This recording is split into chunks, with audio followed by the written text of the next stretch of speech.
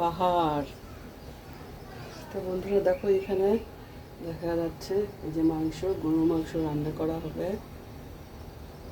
আর আমি এই যে সকালবেলা সেকে রাখছিলাম, এই যে এটা এখন পরোটা ভেজে, আমি এই যে পরোটা ভেজে এখন চা দিয়ে খাওয়া হবে। আর দেখো এখানে আছে আমার এই যে সিদ্ধ চালের খুদ, এটা রান্না করা হবে। এটা একদম পোলাওয়ের মতো করে রান্না করব। এই সিদ্ধ চালের খুদ দিয়ে গরুর মাংস খাওয়া হবে। আর এখানে এই যে আমি চা রেডি করে নিচ্ছি। আর বন্ধুরা, তোমাদের একটা কথা বলি, আমার কিন্তু অনেক সুন্দর সুন্দর পাতিলা আছে, আমি বের করি না কালো হওয়ার ভয়ে। কারণ আমার এই হাতটা দিয়ে আমি মাজতে পারি না।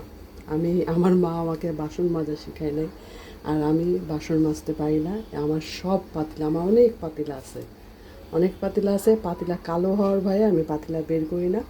এখানে 3টা বড় বড় পাতিলা, এই একটা আরও উপরে আছে। এই পাতিলাগুলা কালো করছি, এইগুলো আগে নষ্ট হবে, তারপরে ওগুলো বের করবো। সেই জন্য আমি কালো পাতিলায় রান্না করি, কালো পাতিলায় ভিডিও করি, কালো পাতিলায় দেখাই। দেখো এখানে রং চা নিয়েছি। ছেলেকে আমি একটু লেবু নিব, বুঝছো। আর ছেলে দেখি লেবু আদা কী খায়, কালো জিরা একটু লেবু আদা দিয়ে আমি চাটা খাবো। তো অনেকে কমেন্ট করেছে আমার কালো পাতিলা, আমার সব পাতিলা কালো, সব পাতিলা, কারণ আমি বাসন মাজতে পারি না সেই জন্য। আর আমি ভালো ভালো পাতিলা বের করি না, কারণ ওগুলো কালো হয়ে যাবে বলে।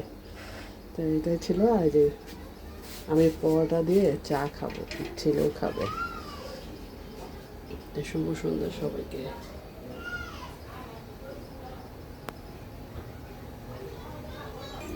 গরুর মাংস দিয়ে এটা কিন্তু খুব ভালো লাগে খেতে।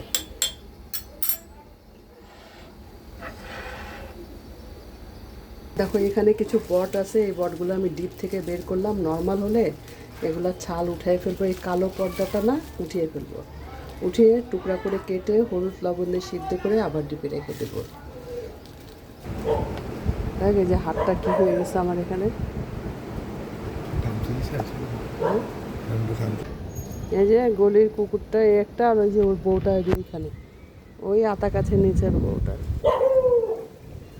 আসো এদিকে, ভালোই বাতাস ছাড়ছে দেখো।